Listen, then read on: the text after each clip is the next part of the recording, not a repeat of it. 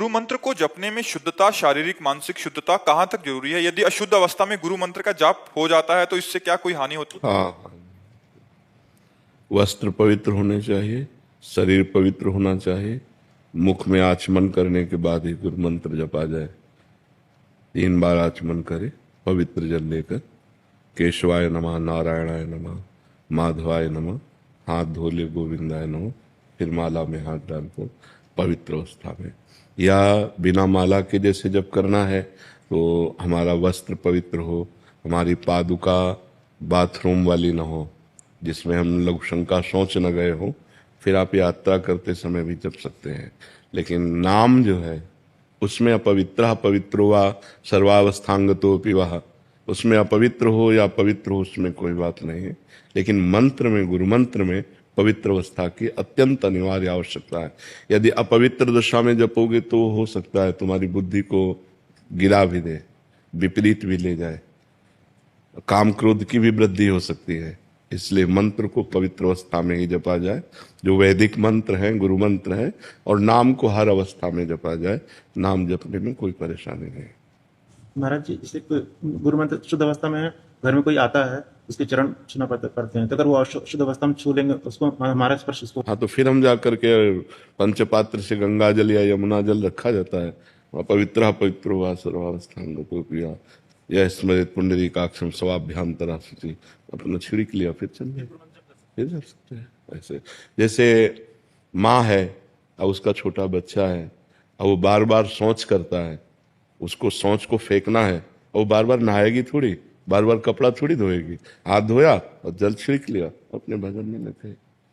महाराज जी, 1-2 प्रश्न इसमें और आते हैं। महाराज जी, जैसे मंत्र का अभ्यास कर रहे हैं तो क्या वो एकदम बाथरूम में गए, यद्यपि नाम चलना चाहिए, 1-2 बार ऐसे निकल गया तो उसमें कोई अपराध नहीं, उसमें कोई अपराध नहीं। अभ्यास वसात जो हो रहा है वो बात अलग है, जानबूझकर हम नहीं फिर से याद आया तो फिर नाम? हाँ बिल्कुल, उसमें कोई अपराध नहीं। हाँ महाराज जी, एक और था, जैसे किसी की सेवा में संलग्न है, मतलब जैसे कोई वृद्ध की सेवा कर रहे हैं, उस समय आप मंत्र जप सकते हैं। आप वृद्ध की सेवा कर रहे हैं, आप अंदर से मंत्र जप सकते हैं, उसमें कोई, आप अपने शरीर की पवित्रता है। अब जैसे नर्स है, अब हर समय मरीज की सेवा में है या डॉक्टर है, तो उसको अपना मंत्र जपना है। और खास बात ये पवित्रता अपवित्रता देह भाव से है। जब तक देहाभिमान है तब तक नहीं, अवधूत जब हो जाता है वही संत समझना, वही संत जब ऊंची स्थिति हो तो सोच किए पड़े भगवदाकार वृत्ति है। जब आगे बढ़ जाया जाता है ना, फिर इसकी कोई परवाह नहीं रहती। पर आगे बढ़ने के लिए इसकी आवश्यकता है, इसलिए इसको मानना चाहिए। और जब हम आगे बढ़ जाएंगे फिर इसका कोई महत्व नहीं रहता।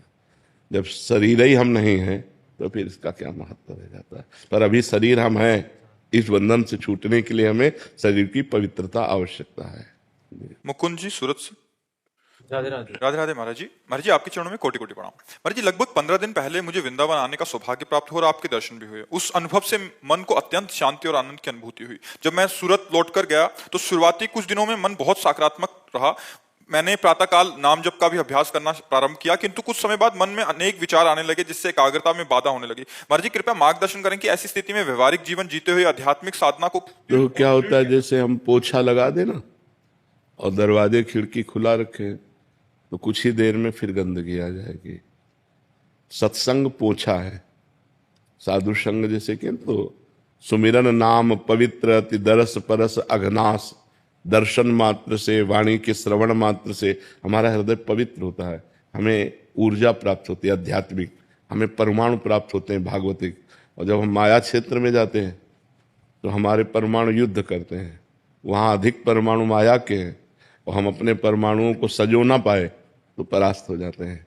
फिर हमारा मन वही विषय चिंतन, फिर वही गलत आदतें, फिर तो लगता है कि जब आए थे तो 2-4 दिन तो सही चला, फिर तो बैटरी डिस्चार्ज हो गई, हम उसे संभाल नहीं पाए। यदि हम बराबर नाम जप करें और गलत आचरण ना होने पाए तो हम वहाँ भी इसी परमाणु को सुरक्षित रखकर लंबे समय तक चला सकते हैं। इसीलिए हम कहते हैं जो शिष्य बनते हैं, 1-2 महीना में आ जाया करो, मिल जाया करो। उसमें जैसे मोबाइल की बैटरी डिस्चार्ज हुई तो फिर हम चार्ज करते हैं नहीं, तो ऐसे ही बैटरी है डिस्चार्ज हो जाती है। अब ऐसे हमारी स्थिति हो जाए कि त्रिगुण का प्रभाव न पड़े, त्रिगुण जो माया है, सत्वगुण रजोगुण तमोगुण का प्रभाव ही न पड़े, तो हमारी एक रस स्थिति बनी रहेगी। पर अभी त्रिगुण के अंतर्गत है, हम त्रिगुणातीत तो हुए नहीं, तो हमें चाहिए बार बार सत्संग करें, अधिक से अधिक सत्संग करें। जब आपका मन चंचल होने लगे, मोबाइल खोलो, एकांतिक सुन लो, सत्संग सुन लो, बहुत जल्दी लाभ मिलेगा। जहां हमारा मन विक्षिप्त हो, हम सत्संग सुन लें तो हमें फिर पावर मिलेगा। सत्संग से हमें आध्यात्मिक पावर मिलता है, और माया आध्यात्मिक पावर को छीण करती है। उसको, जैसे आपने सुना कि गलत आचरण नहीं करना चाहिए, अब आपके दिमाग में आया गलत आचरण नहीं करना चाहिए, और जो हम माया में पहुंचे, यार सब चलता है, वो उस बात को एकदम दबा दिया और अपना प्रभाव बढ़ा लिया। और अगर ये बना रहा तो आपसे गलत आचरण नहीं होंगे, और अगर ये दब गया तो फिर वैसे आचरण होने लगे तो लगेगा कोई खास प्रभाव नहीं पड़ा। जब गए तो प्रभाव पड़ा, इसके बाद फिर तो ऐसा होता है। हम बार बार नाम जप करें, बार बार सत्संग सुने, गंदे आचरणों से बचें, गंदे व्यक्तियों के संग से बचें, तो हमारा अधिक से अधिक समय भजन में चला जाएगा, अध्यात्म में चला जाएगा। और नहीं तो यहाँ से हटते ही हवा बदल जाएगी, नहीं बदल जाती है, दृश्य बदल जाता है, वातावरण जहाँ बदला तो एक अलग वातावरण होता है। तो बाहर का प्रभाव है कि तुम्हारे कंठी धारण करने में, तुम्हारे तिलक लगाने में, तुम्हारे माला लेने में, तुम्हारे भजन करने में बाधा पहुंचा देंगे। और यहाँ तो उत्साह होगा, राधे श्याम जो देखेगा अच्छा, तो यहाँ तो एक उत्साह होगा, क्योंकि भागवतिक धाम है। लेकिन दिल्ली, कलकत्ता, अन्य देश प्रदेश में रहने में पूरा सब ऐसे तो एक कि यार उपहास होगा। तो परमाणुओं का प्रभाव है। आप बाहर जाइए तो बाहर का परमाणु जो है भोगमय है, मायामय है। और यहाँ धाम है, संत समाज है, तो यहाँ के परमाणु भागवतिक हैं। यहाँ उत्साह होगा भजन का, वहाँ उत्साह होगा भोगों का, वहाँ उत्साह होगा संसार का। तो इसलिए वहाँ भी हम अपने को बचा पाएं, इसलिए सत्संग सुने, नाम जप करें, बार बार सत्संग की बातों का स्मरण करें, तो हम लड़ सकते हैं, हम बच सकते हैं। और नाम जप चल रहा है तो हमारे अंदर भागवतिक परमाणु है, वो हमें विजय दिलाएंगे संसार से। जब लंका में नाम जप हो सकता है तो कहीं भी हो सकता है। नहीं, विभीषण जी, लंका निश्चर निकर निवासा, यहाँ कहाँ सज्जन कर वासा। हनुमान जी सोचते यहाँ साधु कैसे हो सकता है, कोई लंका में साधु कैसे हो सकता है। जब विभीषण जी राम नाम ते सुमिरन कीन्हा, जब उठे राम राम राम, यहाँ कैसे साधु हो सकता है लंका में। लंका निश्चर निकर निवासा, टोटल यहाँ राक्षसों का वास है, और यहाँ साधु कैसे मिल सकता है। लंका निश्चर निकर निवासा, यहाँ कहाँ सज्जन कर वासा। राम नाम ते सुमिरन कीन्हा, हृदय हरस कपि सज्जन चिन्हा। ये सन हट करियो पहचानी, साधु ते होए न कार जानी। मिलूंगा, ये संत है, संत से मिलूंगा। तो जब लंका में विभीषण जी भजन कर लिए, तो फिर हम तो भारत में तो कर ही लेंगे, या अन्य कहीं हो तो भी कर लेंगे। भजन हमारा उद्देश्य हो तो कोई नष्ट नहीं कर सकता।